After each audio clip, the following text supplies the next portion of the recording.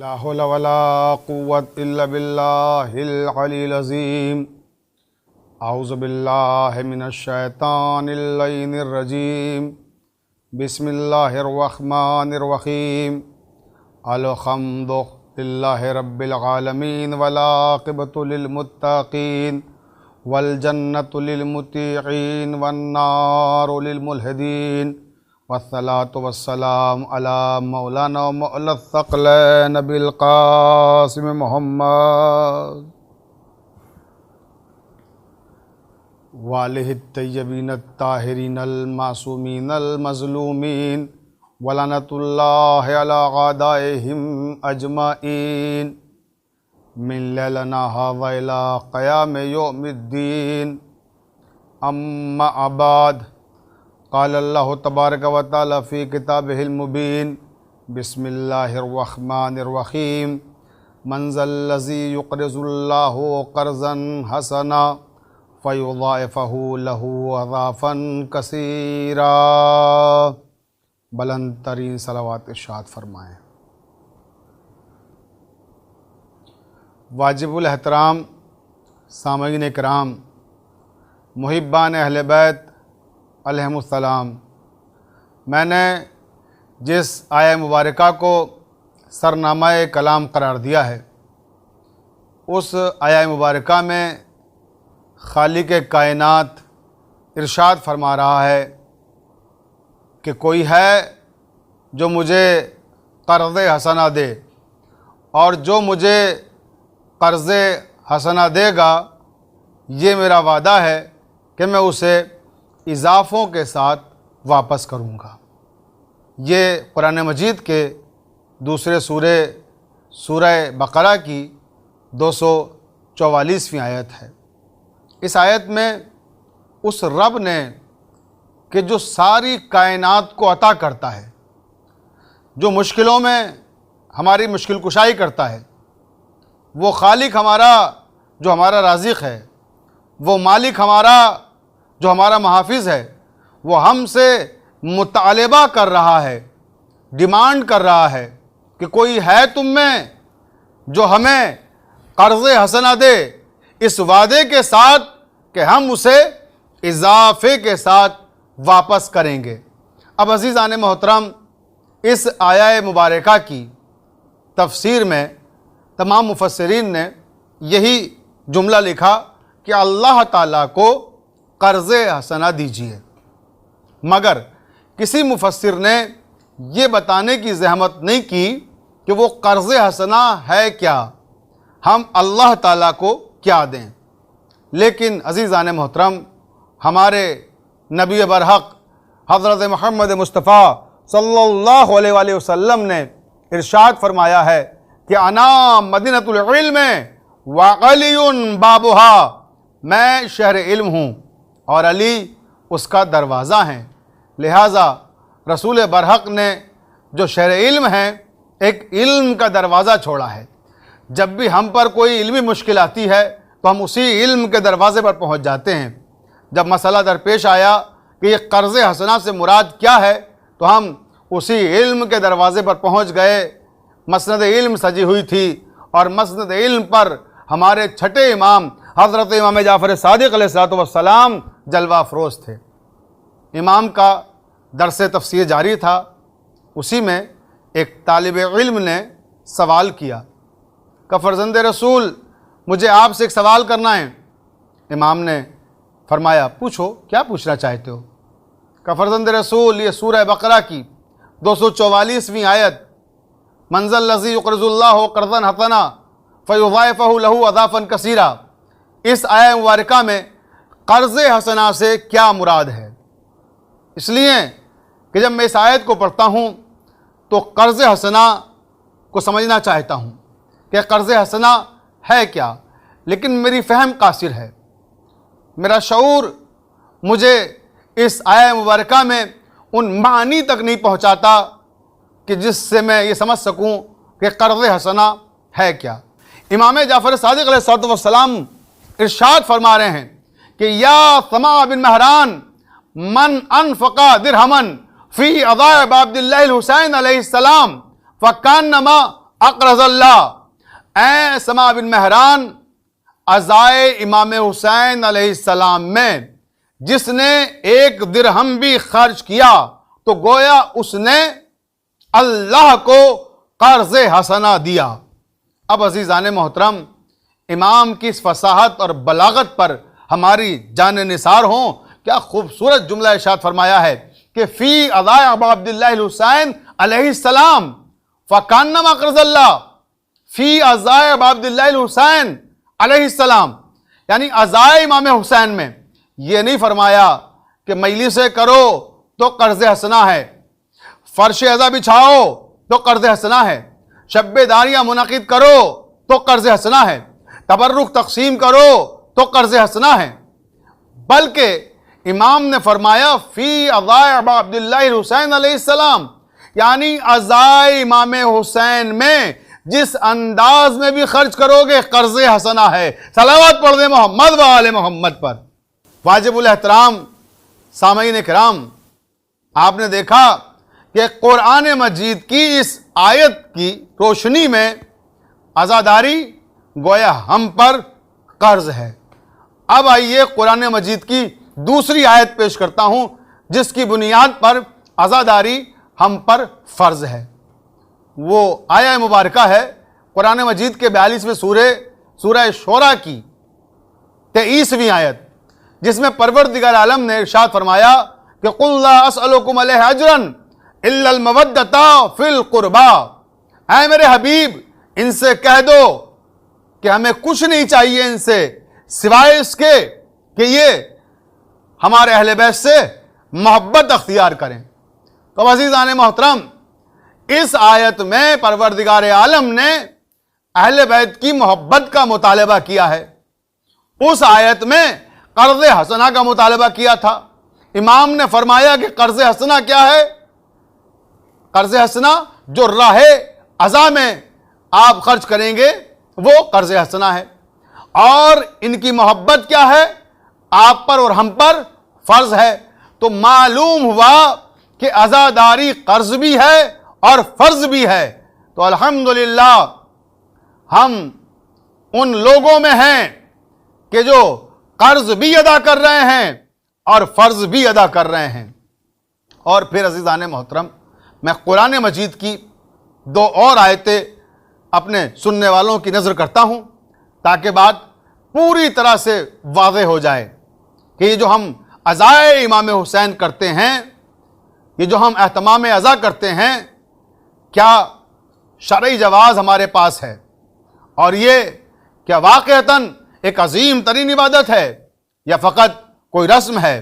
تو میں یہ عرض کرنا چاہتا ہوں کہ عزاداری رسم نہیں ہے، عزاداری ایک عبادت ہے، عزاداری ایک تہذیب ہے۔ میں بھی آگے چل کر اس پر بھی روشنی ڈالوں گا، لیکن پہلے آئیے میں 2 آیتیں پیش کرتا ہوں آپ کی خدمت میں جس سے یہ ظاہر ہو جائے کہ عزاداری جو میں نے ابھی عرض کیا کہ قرض بھی ہے اور فرض بھی ہے۔ تو آئیے اب دیکھیں آپ سورہ والنجم، قرآن مجید کا یہ 53واں سورہ ہے۔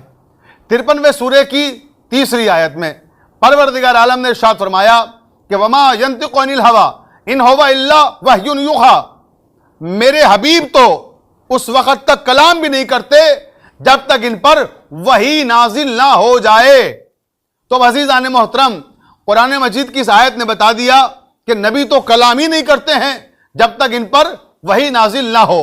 اب آئیے آپ کسی بھی کتاب کو پڑھ لیں، چاہے وہ کتاب اہل تشیع کی ہو اور چاہے وہ کتاب ہمارے برادران اہل سنت کی ہو، تمام کتابوں میں یہ واقعہ تحریر کیا گیا کہ جب 3 شعبان سن 4 ہجری کو حضرت امام حسین علیہ السلام کی ولادت ہوئی تو اس وقت جبرائیل امین آئے، بہت سے ملائکہ کے ساتھ آئے۔ ابھی اس کی تفصیل کا موقع نہیں ہے، پہلے میں جو بات عرض کر رہا ہوں وہ واضح ہو جائے کہ جب جبرائیل آئے تو تمام شیعہ اور سنی کتابوں میں لکھا ہوا ہے کہ جبرائیل نے آ کے اللہ کے رسول حضرت محمد مصطفیٰ صلی اللہ علیہ وسلم کو خبر شہادت دی کہ اے اللہ کے رسول، آپ کا یہ نواسا 3 دن کا بھوکا پیاسا کربلا کے میدان میں شہید کیا جائے گا۔ یہ فقرے صحیح بخاری میں بھی تحریر کیے گئے، ترمذی شریف میں بھی تحریر کیے گئے، مشکات شریف میں بھی تحریر کیے گئے۔ المختصر جتنی بھی صحیح کتابیں ہیں ان ساری صحیح کتابوں میں یہ فقرے موجود ہیں کہ نبی کریم کو امام حسین کی شہادت کی خبر دی گئی، اور کس وقت دی گئی؟ اسی وقت دی گئی جب آپ پیدا ہوئے اور جیسے ہی آگوش رسالت مآب میں تشریف لائے اور جبرائیل امین نازل ہوئے۔ تو عزیزان محترم، قرآن نے کیا کہا ہے؟ وما ينطق عن الهوى ان هو الا وحی یوحی۔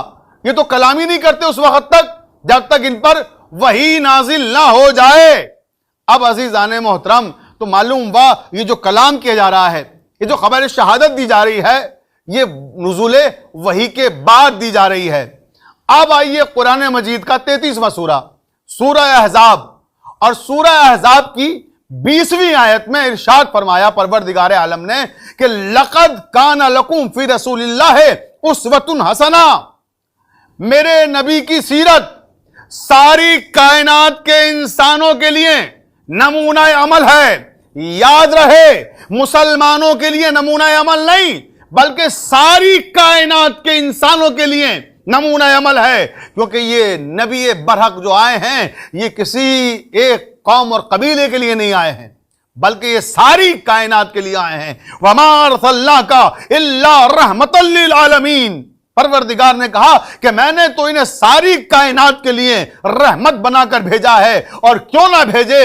کیونکہ وہ خود جو رب العالمین ہے، تو جو رب العالمین ہے اس کا رسول رحمت للعالمین ہے، وہ ساری کائنات کا رب ہے اور یہ ساری کائنات کے لیے رسول بن کے آئے ہیں۔ تو لَقَدْ كَانَ لَكُمْ فِي رَسُولِ اللَّهِ أُسْوَةٌ حَسَنَةٌ، ساری کائنات کے لیے میرے نبی کی سیرت نمونہ عمل ہے۔ اب میں نے عرض کیا کہ ساری شیعہ سنی کتابوں میں یہ بات تحریر کی گئی ہے کہ امام حسین کی خبر شہادت سننے کے بعد نبی کریم نے گریہ فرمایا، آپ کی آنکھوں سے آنسو روا ہوئے، آپ اشکبار ہوئے، شہادت امام حسین کو سننے کے بعد روئے۔ تو پروردگار نے کیا کہا ہے کہ ان کی سیرت ساری کائنات کے لیے نمونہ عمل ہے۔ تو جب نبی روئے حسین ابن علی کے لیے تو اب ہم پر بھی لازم ہے کہ ہم بھی نبی کی سنت پر عمل کرتے ہوئے امام حسین کی شہادت کو یاد کر کے یوم عاشورہ گریہ کریں اور ان کی عزا میں شامل ہوں۔ عزیزان محترم، میں نے ابھی عرض کیا تھا کہ عزاداری عبادت بھی ہے اور ثقافت بھی ہے اور تہذیب بھی ہے۔ آج آپ دیکھیے، غم حسین کو منانے والے کوئی ایک قوم اور ایک قبیلے کے افراد نہیں ہیں بلکہ ساری دنیا کے لوگ، مختلف مذاہب اور مسالک کے افراد امام حسین کے غم میں شریک ہوتے ہیں، امام حسین کی عزا میں شریک ہوتے ہیں۔ کیوں؟ کیونکہ جس طرح نہ رحمت للعالمین ہے، اسی طرح سے یہ ساری کائنات کے لیے امام بن کے آئے ہیں، رہبر بن کے آئے ہیں، رہنما بن کر آئے ہیں، اور ان کی ذمہ داری ہے یہ پروردگار عالم کی طرف سے کہ یہ ساری کائنات کی ہدایت فرمائیں، ساری کائنات کے لیے یہ ہادی بن کر آئے ہیں۔ تو ساری کائنات ان کے غم میں شریک بھی ہے۔ یہاں اس مرحلے پر پہنچ کر میں عالمی سمے کے سننے والوں سے ایک اور گزارش کرنا چاہتا ہوں، میری آواز بہت دور تک جا رہی ہے، میں اپنے تمام سننے والوں سے گزارش کر رہا ہوں کہ ایام عزا یقیناً یہ ہم تمام عزاداروں کے لیے ایک امتحان ہے۔ امتحان اس لیے ہے کہ ساری کائنات میں اس وقت، ساری دنیا میں ایک وبا پھیلی ہوئی ہے، کرونا وائرس۔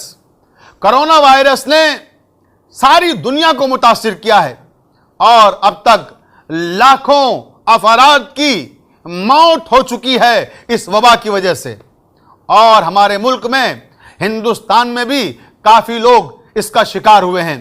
لہٰذا میں عالمی سمے کے حوالے سے حسین ابن علی علیہ السلام کے ماتمداروں سے اور عزاداروں سے یہ گزارش بھی کرنا چاہتا ہوں کہ اس سال ماہ محرم میں اپنے جذبات پہ قابو رکھیں، اس لیے کیونکہ اسلام دین عقل ہے، دین جذبات نہیں ہے۔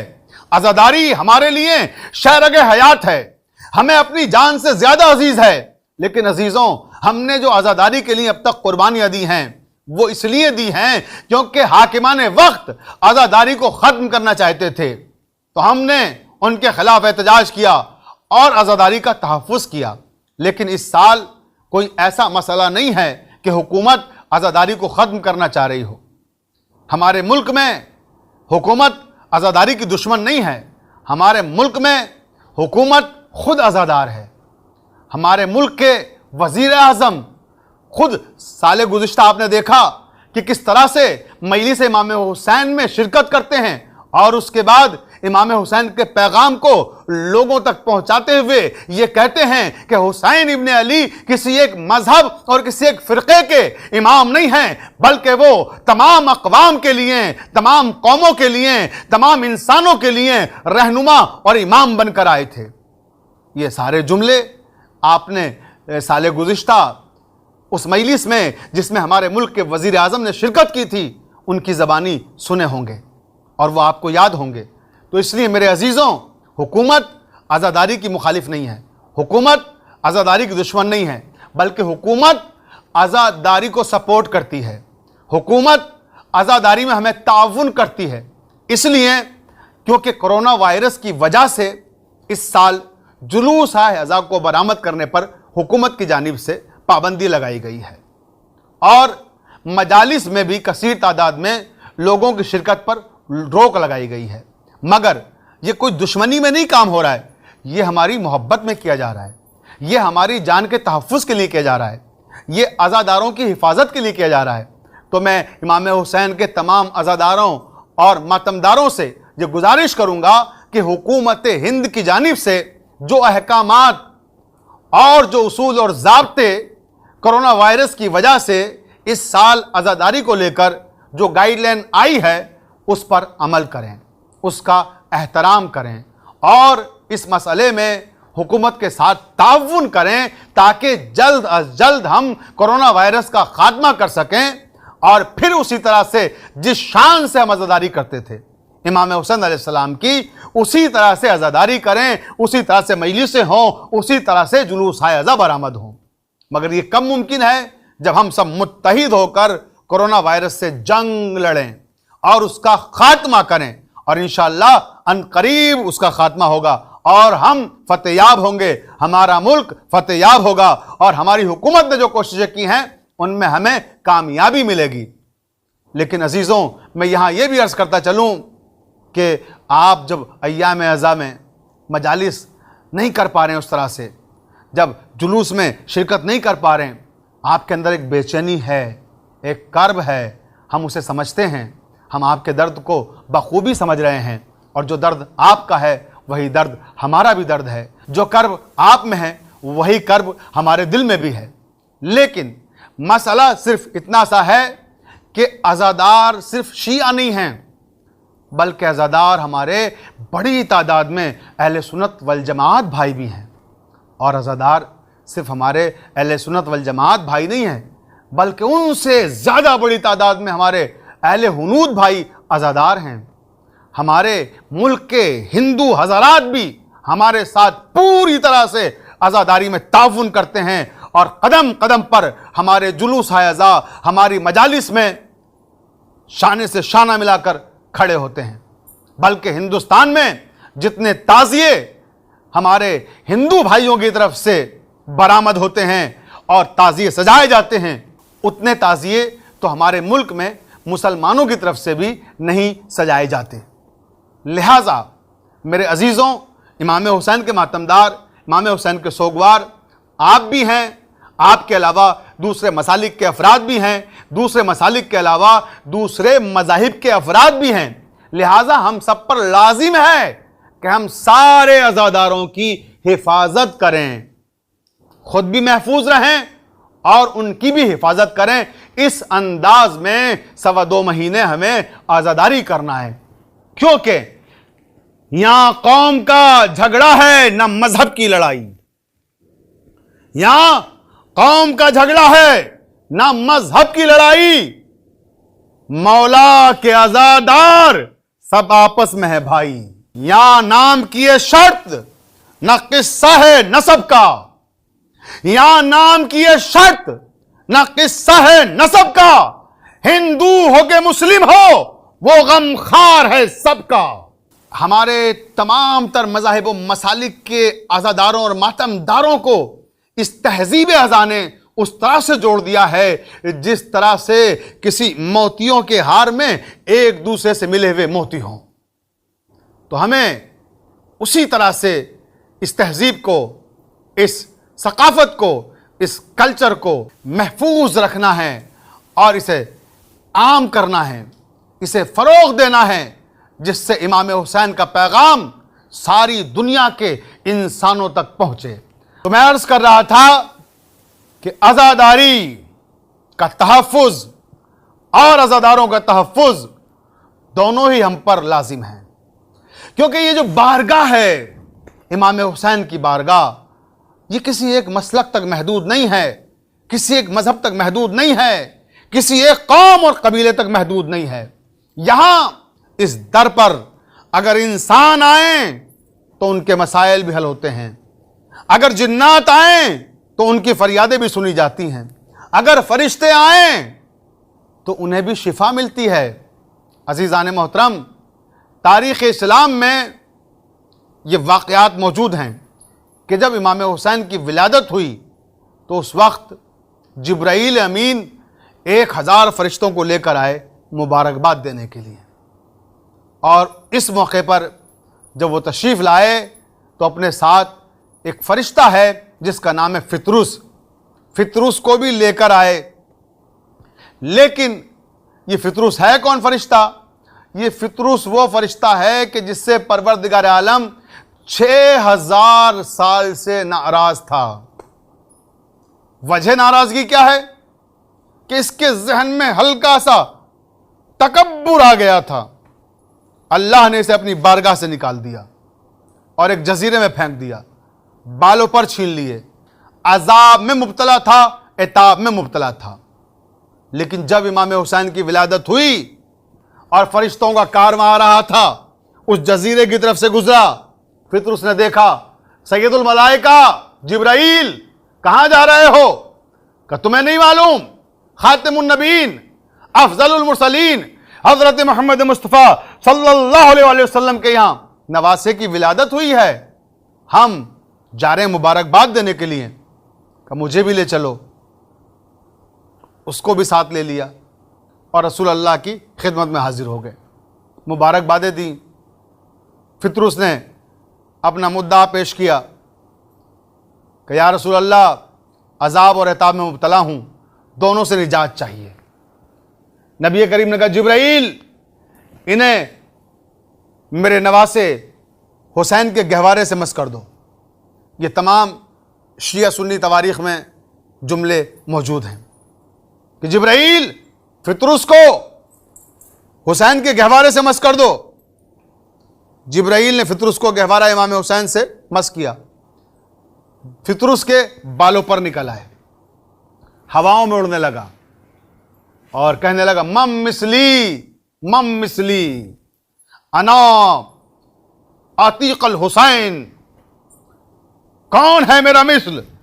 मैं हुसैन इब्न अली का आज़ाद करदा हूं। अज़ीज़ान मोहतरम, बस मुझे सिर्फ इतना अर्ज़ करना है, इंसाफ के साथ बताइएगा कि फितरुस से कौन नाराज़ था? हुसैन नाराज़ थे? रसूल नाराज़ थे? जवाब में लगा नहीं, अल्लाह नाराज़ हुआ था। जब अल्लाह नाराज़ था तो राज़ी कैसे हुआ? राज़ी ऐसे हुआ कि दर हुसैन पे फितरुस आए और गहवारा हुसैन से मस किया गया। यानी परवरदिगार आलम ने हम गुनहगार और खताकार बंदों के लिए एक मिसाल कायम की कि देखो, अगर तुमसे कभी कोई गलती हो जाए, कोई खता हो जाए, इंसान हो, अल इंसानो मुरक्कब मिनल खताए वन निसियान, इंसान खताओं और गलतियों का पैकर है। तो अगर गलती हो जाए और हम तुमसे नाराज हो जाएं और हमें राजी करना चाहो तो फिर दर हुसैन इब्न अली पे आ जाना। ये वो दर है जो रिज़ाए इलाही का रास्ता है। ये वो दर है कि जहां परवरदिगार की رضا حاصل ہوتی ہے۔ تو عزیزان محترم، آپ نے دیکھا کہ فطرس کو کس نے شفا دی؟ امام حسین نے شفا دی۔ مگر میں کہوں گا یا رسول اللہ، امام حسین موجود ہیں، امام حسین سے مس کر دیجئے فطرس کو۔ یہ گہوارے سے کیوں مس کر رہے ہیں؟ کہ گہوارے سے اس لیے مس کر رہے ہیں کیونکہ کل آنے والا جو زمانہ ہوگا اس وقت حسین تمہارے درمیان نہیں ہوں گے، مگر حسین سے منسوب اشیاء تمہارے درمیان میں ہوں گی، لہذا کل کا آنے والا مورخ، کل کا آنے والا معترض اعتراض نہ کر سکے، اس لیے حسین ابن علی سے نہیں گہوارے سے مس کرا رہے ہیں، تاکہ زمانہ سمجھ جائے کہ شفا صرف حسین ابن علی میں نہیں بلکہ ہر اس شے میں ہے جو حسین ابن علی سے مس ہو جائے۔ صلوات پڑھ دیں محمد و آل محمد پر۔ عزیزان محترم، آپ نے دیکھا کہ فطرس کو شفا کہاں سے ملی؟ در حسین پر آنے کے بعد۔ لیکن یہاں یہ بھی عرض کرتا چلوں کہ فطرس ہے کون؟ قرآن مجید کے مختلف سوروں میں پروردگار عالم نے جناب نوح کا ذکر کیا ہے۔ نوح وہ پیغمبر ہیں کہ جنہیں آدم ثانی کہا جاتا ہے، یعنی یہ ساری کائنات فنا ہو گئی تھی سیلاب نوح کی وجہ سے۔ اگر کشتی نجات نہ بناتے نوح تو کشتی نجات میں جو آ گیا اسے نئی زندگی مل گئی۔ اور یہ سیلاب کیوں آیا؟ کیونکہ جناب نوح پر ان کی امت نے مظالم ڈھائے، جناب نوح پر ان کی بیویوں نے ظلم کیا، اور پھر ان کا پیمانہ صبر لبریز ہو گیا، اور جب پیمانہ صبر لبریز ہوا انہوں نے بددعا کی، سیلاب آیا، تو جو کشتی نجات میں آ گیا وہ نجات پا گیا، باقی سب غرق ہو گئے۔ یہ وہ نبی ہیں کہ جنہیں پروردگار عالم نے 2500 سال کی عمر دی، اور 900 سال تک انہوں نے تبلیغ دین کی، اور ان کے جانے کے بعد 35,000 سال تک ان کی شریعت نافذ رہی، یعنی جو بھی انبیاء ان کے بعد آتے رہے وہ شریعت نوح پہ عمل کرتے رہے، ان کی اپنی شریعت نہیں تھی، نوح کی شریعت تھی۔ تو یہ اتنے عظیم نبی ہیں، اور جب یہ تبلیغ کے لیے جاتے تھے تو امت کیا کرتی تھی؟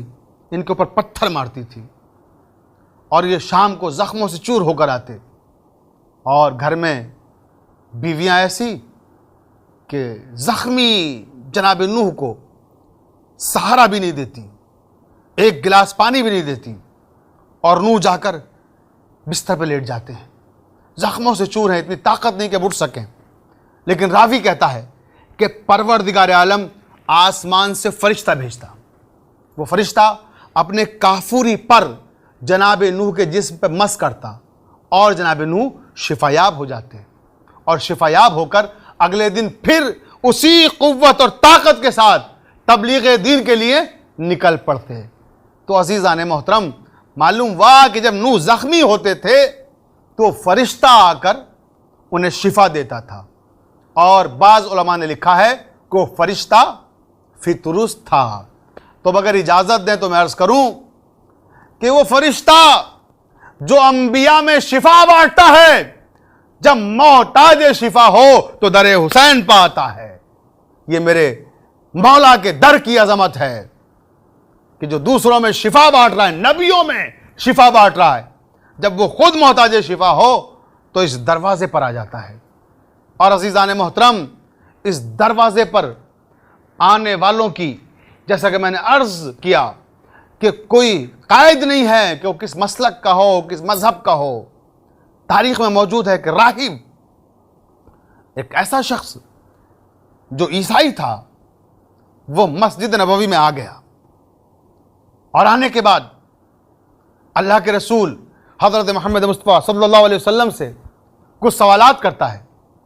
نبی کریم اس کے تمام سوالوں کا جواب دیتے ہیں، اس کے بعد وہ جانے لگتا ہے۔ جاتے جاتے کہتا ہے کہ اللہ کے رسول، مجھے ایک ذاتی سوال بھی آپ سے کرنا ہے۔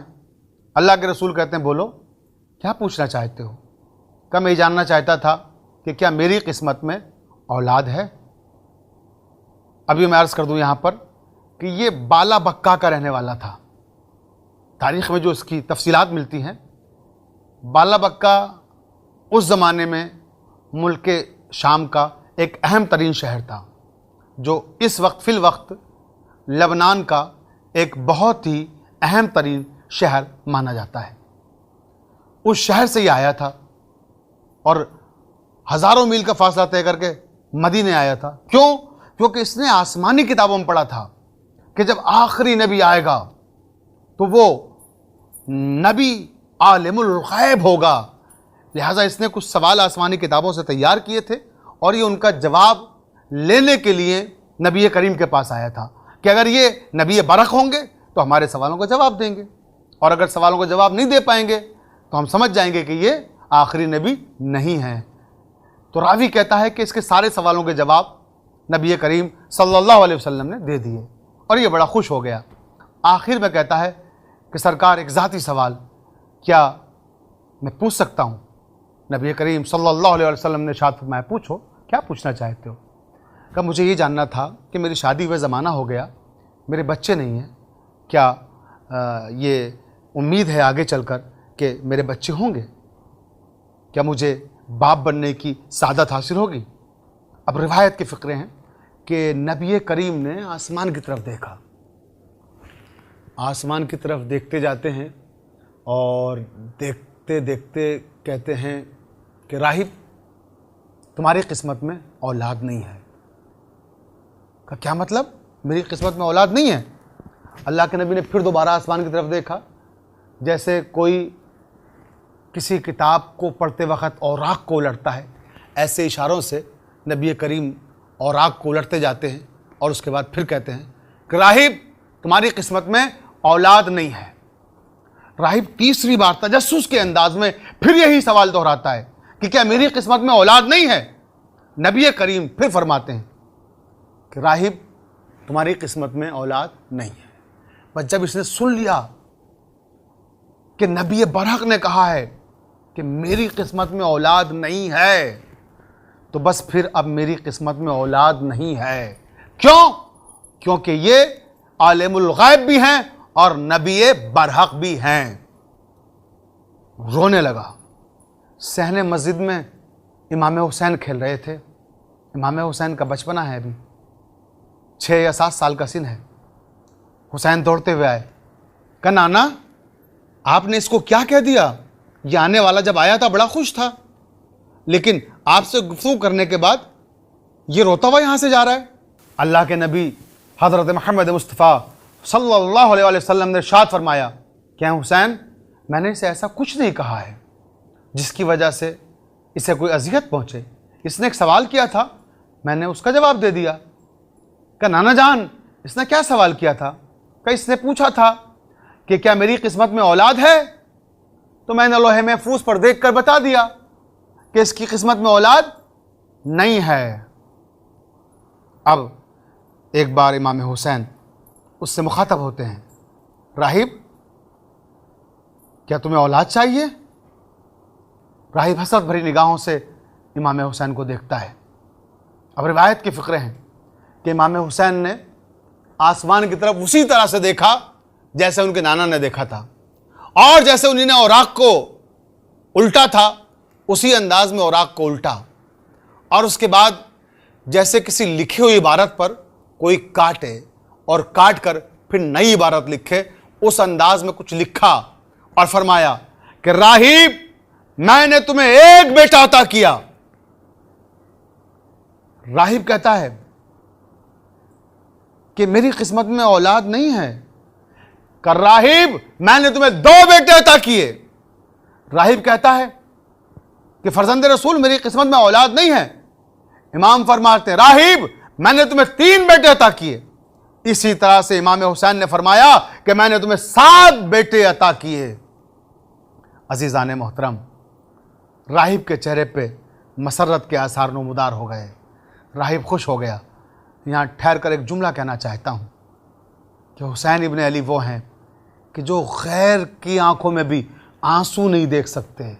तसव्वुर कीजिए फिर वो अपनों को कितना अजीज़ रखते होंगे। अपनों की आंखों में वो भला कब आंसू देख सकते हैं। लेकिन अब सवाल ये पैदा होता है कि जब नबी करीम ने इनकार कर दिया कि इसकी किस्मत में औलाद नहीं है, تو پھر امام حسین نے کس طرح سے اولاد دی؟ اب عزیزان محترم اس مسئلے کو قرآن مجید کی ایک آیت نے حل کیا۔ سورہ رعد قرآن مجید کا 13واں سورہ اور 39ویں آیت، پروردگار عالم نے ارشاد فرمایا یمحو اللہ ما یشاء ویثبت وعندہ ام الکتاب۔ اللہ تعالیٰ نے ارشاد فرمایا کہ ہم نے سب کچھ جو بھی اس کائنات میں رونما ہونے والا ہے وہ لوح محفوظ پر لکھ دیا ہے، اور ہم لکھے ہوئے کے محتاج نہیں ہیں، ہم جسے چاہیں اپنی مشیت سے بدل سکتے ہیں، ہم قادر مطلق ہیں۔ عزیزان محترم بات واضح ہو گئی۔ پروردگار عالم نے فرمایا کہ کائنات ارض و سما میں جو کچھ بھی رونما ہونے والا ہے، قیامت تک کے سارے واقعات، سارے حالات لوح محفوظ پر تحریر کر دیے گئے ہیں۔ ہر انسان کی قسمت کا حال لوح محفوظ پر لکھا ہوا ہے۔ لہذا پروردگار عالم ساری کائنات میں جو کچھ بھی رونما ہونے والا ہے اس سب سے واقف ہے، اور اس کا نبی یعنی حضرت محمد مصطفیٰ صلی اللہ علیہ وآلہ وسلم وہ بھی عالم الغیب ہیں، وہ بھی ہر شے سے واقف ہیں، کیونکہ لوح محفوظ پہ سب لکھا ہوا ہے۔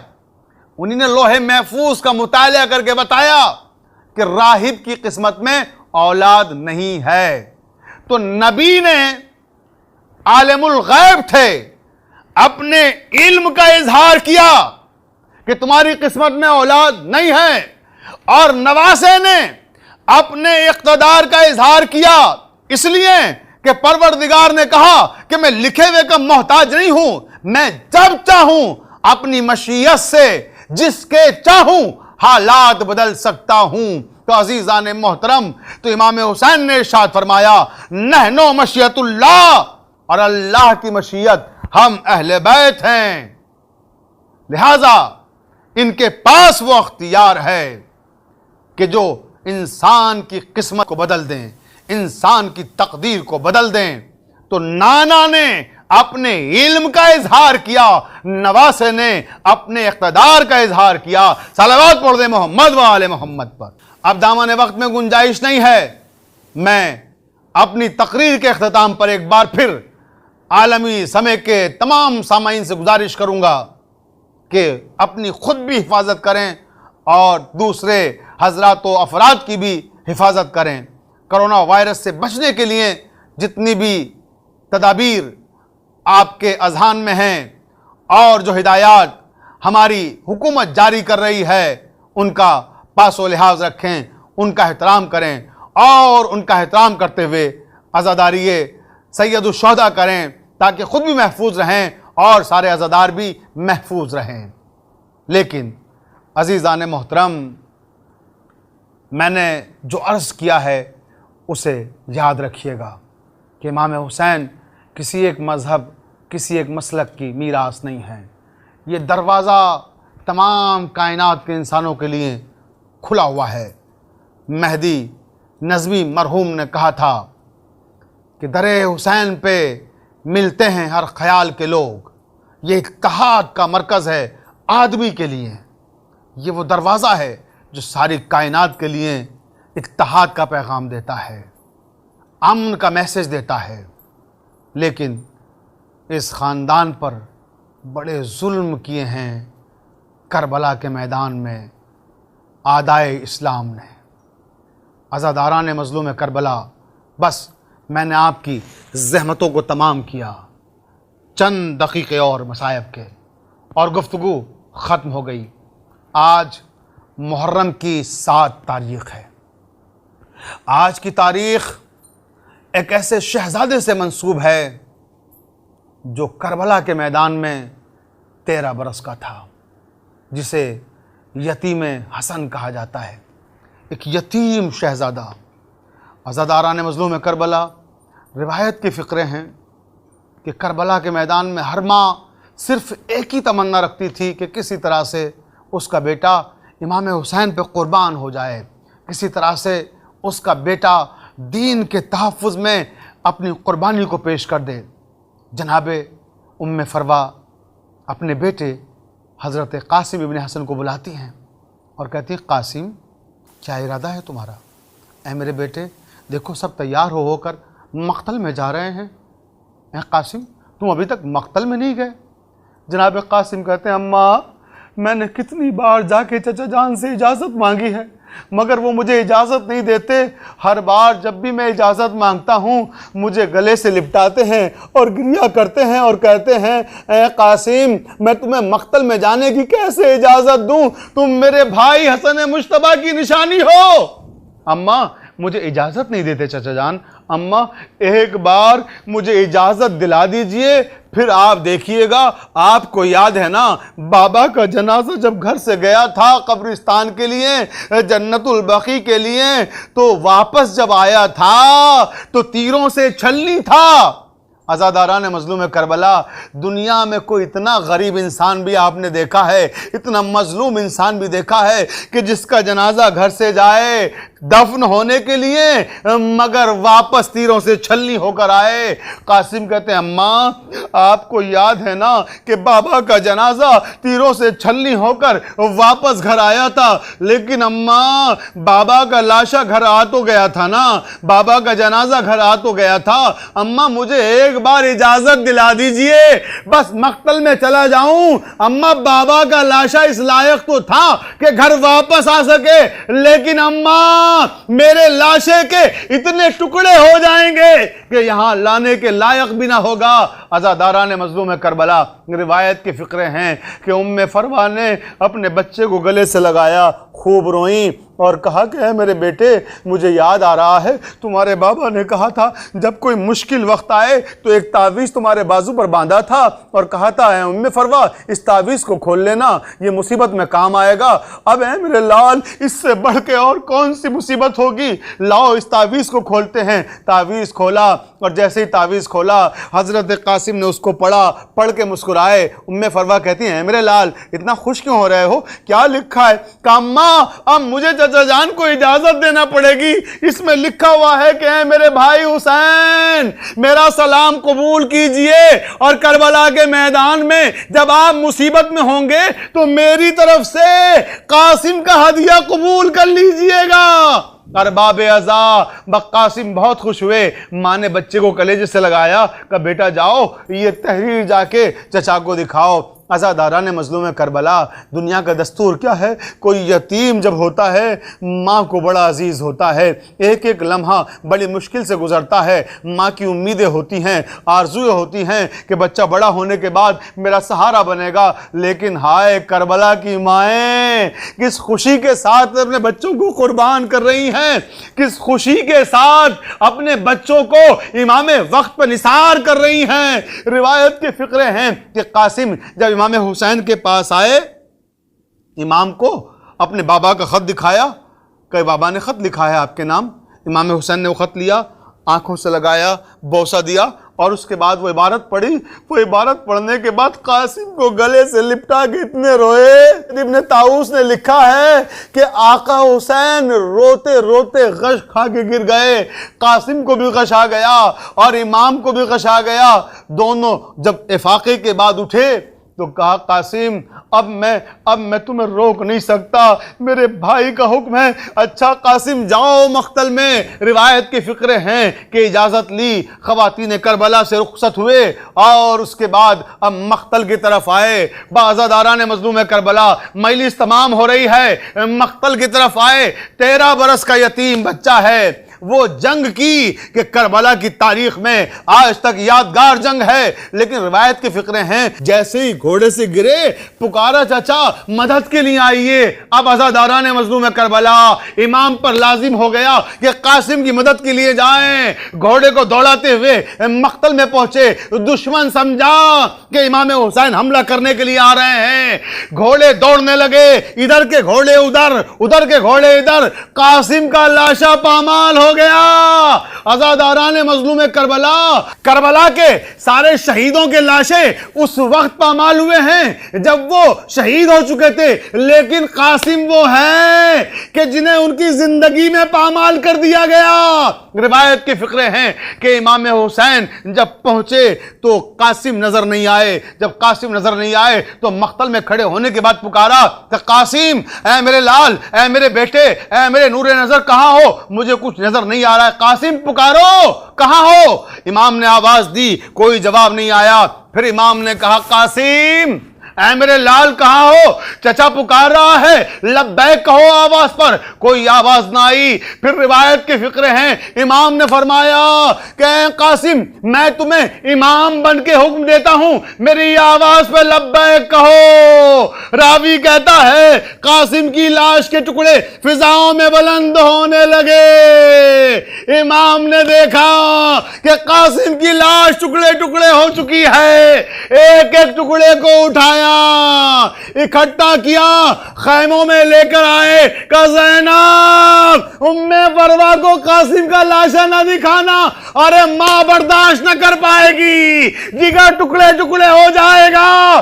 راوی کہتا ہے کہ علی اکبر علیہ السلام کی شہادت کے بعد امام حسین نے ایک طرف قاسم کی لاش کے ٹکڑے رکھے، ایک طرف حضرت علی اکبر کے لاشے کو رکھا، درمیان میں جگہ بنائی اور خود بیٹھے۔